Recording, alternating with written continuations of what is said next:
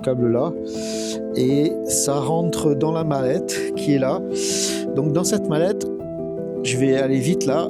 En orange ici, c'est une chaufferette et là, j'ai le voyant qui est à 77%. Je vais pour installer le panneau. Voilà. J'ai le panneau solaire qui est devant la cabane que j'occupe. Voilà, donc ce panneau solaire fait 100 watts. Ce qui est assez, voilà, pour un panneau solaire portable relativement léger, c'est assez important. Voilà, habituellement il est posé sur la poulka, vous l'avez dû le voir sur d'autres films. Je vais vous montrer ce qui se passe. Donc ici, là j'ai la sortie, je peux sortir sur de l'USB, il y a deux formats de connecteurs USB, mais il y a surtout celui-ci qui est en 18 volts, qui descend là, et dans cette sacoche, j'ai une grosse batterie.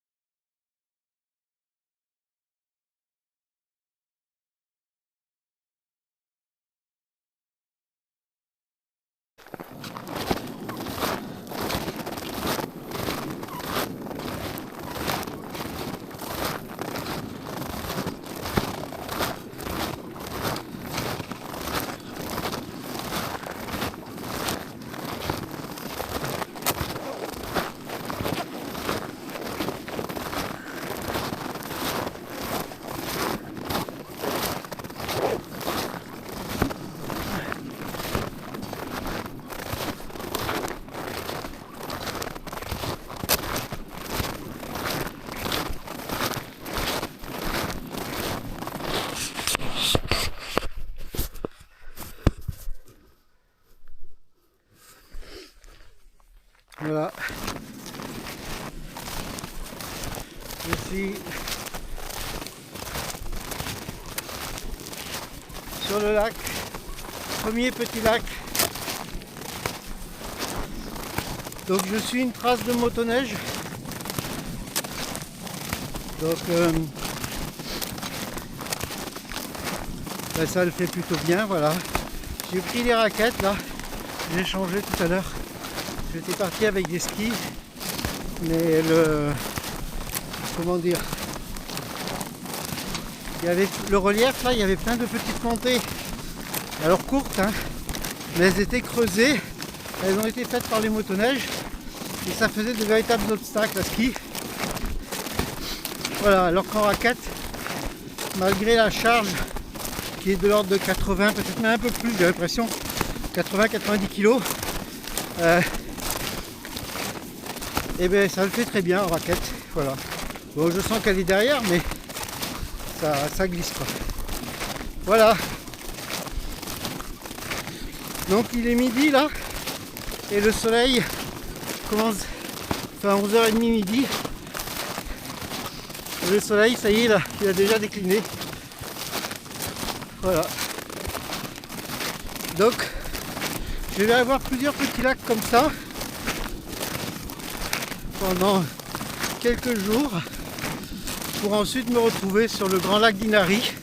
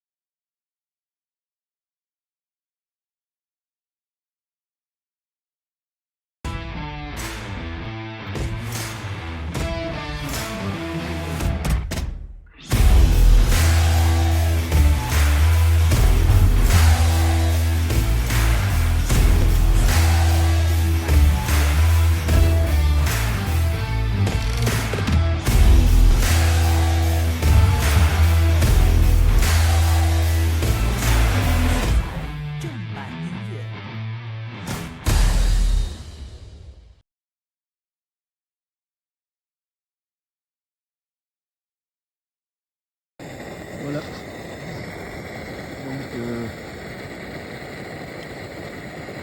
je me fais des pâtes à la provençale. Ouais, pasta de Provence. Voilà. Bon, après, ça ressemble à ça à l'intérieur. Pas très mignon. On va voir. Normalement, c'est bon. Bon, c'est pas comme sur la photo. Voilà. Voilà l'installation. Il y a la bouteille d'essence qui est là. Avec un petit tuyau qui l'amène. C'est assez bruyant. C'est chaud, assez bruyant. Mais bon, c'est les sols qui fonctionnent quand il fait bien froid. Voilà. Voilà, pardon. Voilà mes pâtes à la provençale. Donc ça fume, bah, c'est normal. Hein. Vu la différence de température entre l'intérieur du sachet et l'extérieur. Voilà, mais bon, on voit les petits morceaux de viande, on voit les pâtes, on semblait y avoir des carottes. Voilà, tout y est.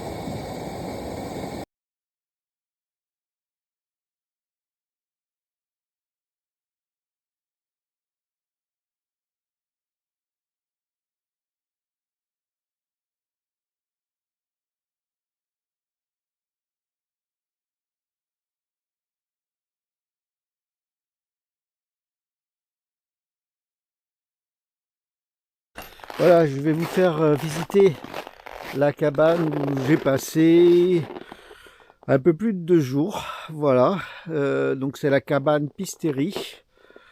Otio Tupa, apparemment ça veut dire cabane, et Pisterie, voilà. Et donc la terminologie anglaise ici c'est cabine pour ce genre de refuge. Voilà.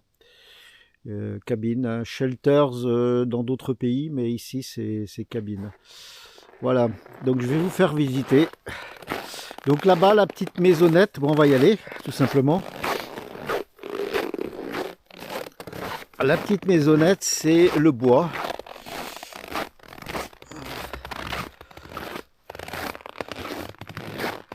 Voilà, c'est le stockage de bois qui a la particularité ici d'être stocké en filet. Voilà, on prend son filet de bois d'ailleurs. Non, j'irai en chercher un tout à l'heure. Voilà.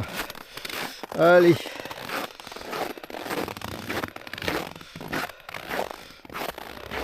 On a le soleil commence à raser, ce qui fait des jolies couleurs, enfin des dégradés. Voilà. Bon, on va rentrer. Donc le crochet, ça c'est quand on part.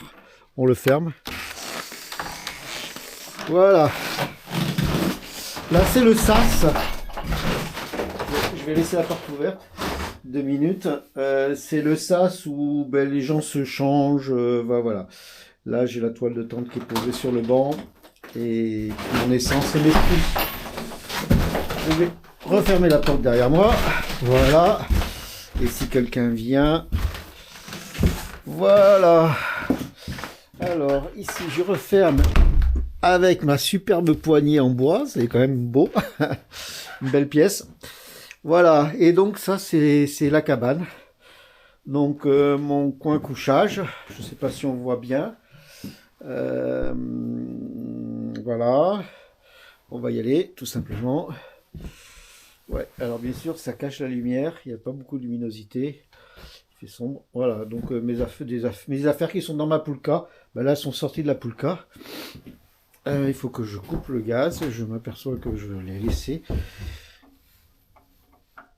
Parce que j'ai préparé avant d'attraper. Là j'ai le panneau solaire qui est côté coucher de soleil. Et qui est en train de charger une batterie. Voilà, j'ai une tasse de soupe là que j'étais en train de préparer juste avant de tourner. Voilà, et puis mes petites affaires, la cheminée, mais qui est inutile. Mais ici surtout, ça doit être chaud, donc voilà, j'ai mon petit poêle Jotule. Ouais, alors on va rajouter peut-être une bûche.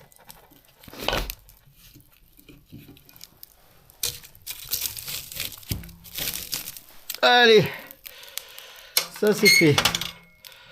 Voilà.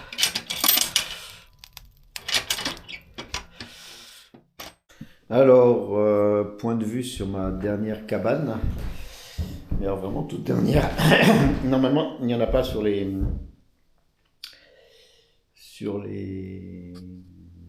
cartes d'autres qui seraient ouvertes. Voilà, donc c'est une cabane qui est un peu particulière parce qu'elle est en forme de dôme. Enfin, c'est un tipi même, enfin je ne sais même pas comment on peut appeler ça. Voilà, donc c'est assez, à mon sens, stupide parce qu'il faut un temps fou pour chauffer toute cette partie supérieure avant qu'on commence à trouver de la chaleur en bas. Et l'humain, a priori, il est plutôt en bas. Donc le concept du poêle, c'est un poêle qui tourne, c'est assez rigolo. On peut le faire tourner sur 360 degrés. Voilà, je le ramène vers moi. Voilà.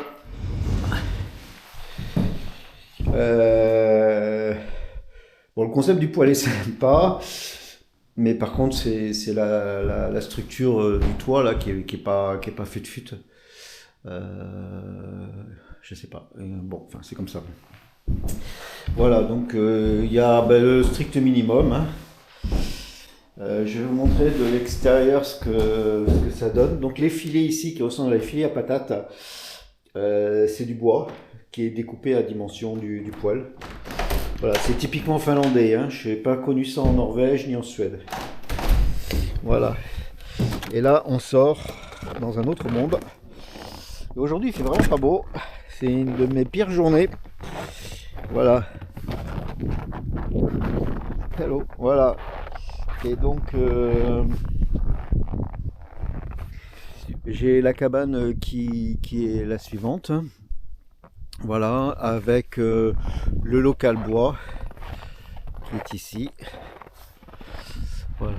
Et puis il doit y avoir les toilettes sèches, c'est pas qu'il doit y avoir, c'est sûr, parce que j'y suis allé. Les toilettes sèches qui sont la petite cabane là-bas. Au fond. Bon, je rentre parce qu'il fait très froid. Hello! Et voilà.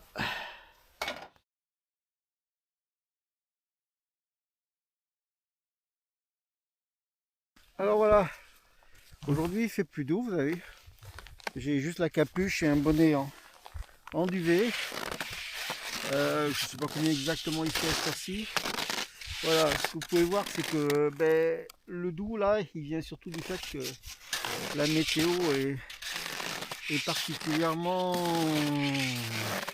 douce. Voilà.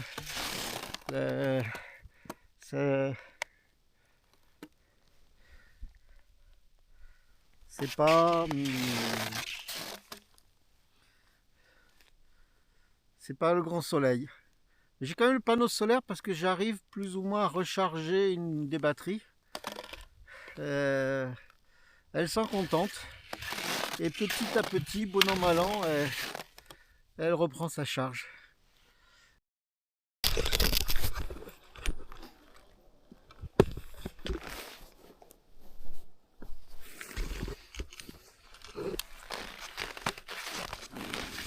Allez.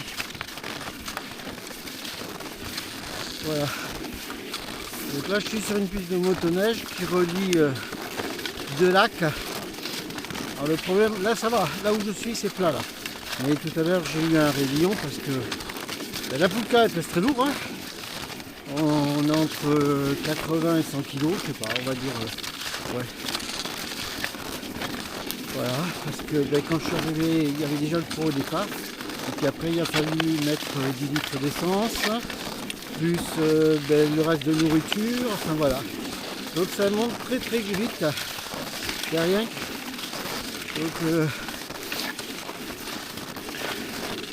Donc quand il y a un raidillon, parce que les motoneiges ça leur pose pas de problème elles, et je suis obligé de déchausser mes skis. Déchausser les skis, tracter la Pulka comme je peux en me faisant des marches avec la pointe de mes chaussures dans la neige. C'est pas évident. Voilà. Voilà, j'en profite. C'est plat. C'est un peu plat. La neige est dure. Alors, il va falloir que je prenne une carte là. Parce que du coup, j'ai un doute. J'ai un croisement qui laisse penser qu'il faut descendre sur ce lac. Mais j'en suis pas sûr. Donc je fais un point GPS. Voilà, bon j'ai bien fait de faire un point GPS. Parce que le tracé là qui descend sur le lac, ça doit amener chez quelqu'un ou quelqu'un qui fait des travaux. Et il faut vraiment, voilà, c'est trompeur. Parce que je dois rejoindre le lac, mais c'est une autre branche là. Donc moi c'est par ici, encore tout droit. Voilà, sur le tracé. Là-bas il y a une croix que vous ne devez pas voir, mais moi depuis ici j'arrive à la distinguer. Donc voilà, je vais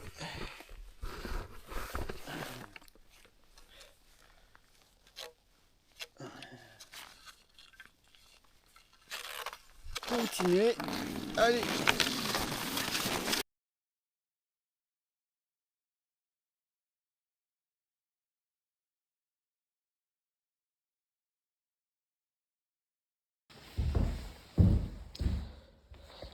Alors.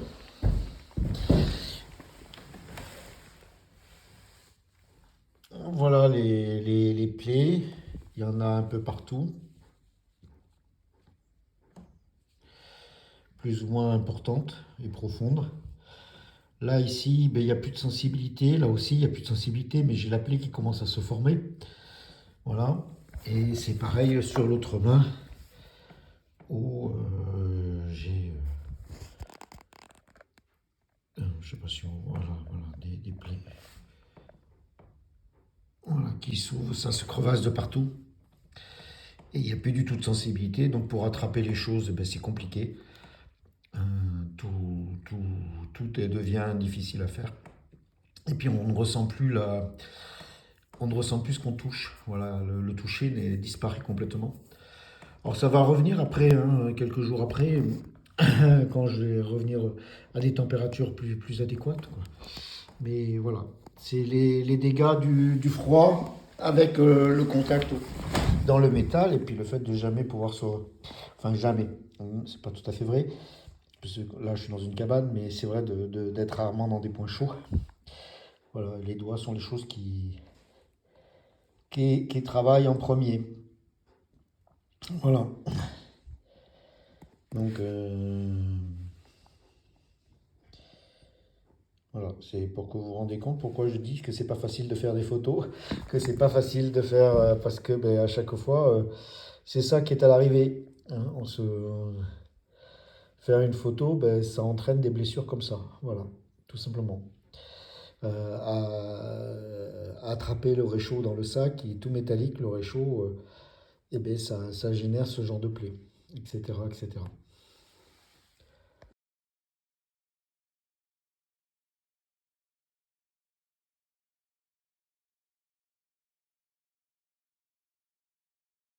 Le panneau indique que Natahamo est à 78 km, donc ça c'était mon point de départ. Voilà. Et moi je vais dans la direction de Suoli-Sivuono et il me reste grosso modo 16 km dans cette direction. Alors je sais pas ce que c'est. Bon, on verra bien. Voilà. Mais en tout cas je pars vers là. Et Inari, donc là il y a de la civilisation. Grosse commune, il reste 62 km pour y arriver. Voilà, tout ça par l'eau, hein, tout en restant sur l'eau. Natahamo, vous avez vu quelques images jusqu'à présent. Et pour aller à Inari, par contre là on est sur le lac tel qu'il est derrière moi. Voilà, donc un panneau comme celui-ci, en France on n'en a pas, je pense pas. Tout simplement parce que ce panneau est au milieu d'un lac. Un lac qui fait quasiment 100 km de long. Donc je suis pas sûr qu'en France on ait un lac de cette taille-là. Voilà. C'est immense, c'est immense. Donc je vais vous faire un 360 rapide sur l'horizon là. Donc je sais pas, il doit être 15 heures là, quelque chose comme ça. Le soleil il est en train de faire la bascule. Voilà. Hop, donc je suis bien seul et nous arrivons à notre panneau. Voilà, donc c'est un panneau qui est sur l'eau. Alors je suppose qu'ils le mettent au début de la saison de la glace là. Et je sais pas comment il tient au sol, comment c'est, enfin ça, s'il y a des flotteurs dessous, j'en sais rien. Voilà. Et donc ici, on a le plan des pistes de motoneige et les différentes cabanes qu'il y a sur le lac. Donc mon idée c'est de rejoindre celle-ci. Là, moi je suis ici. Ouais, j'ai le gant qui trouille. Je suis ici et donc c'est de rejoindre cette cabane là. Donc il me reste, je pense, bien une quinzaine de kilomètres. Ouais. Bien tassé. Voilà.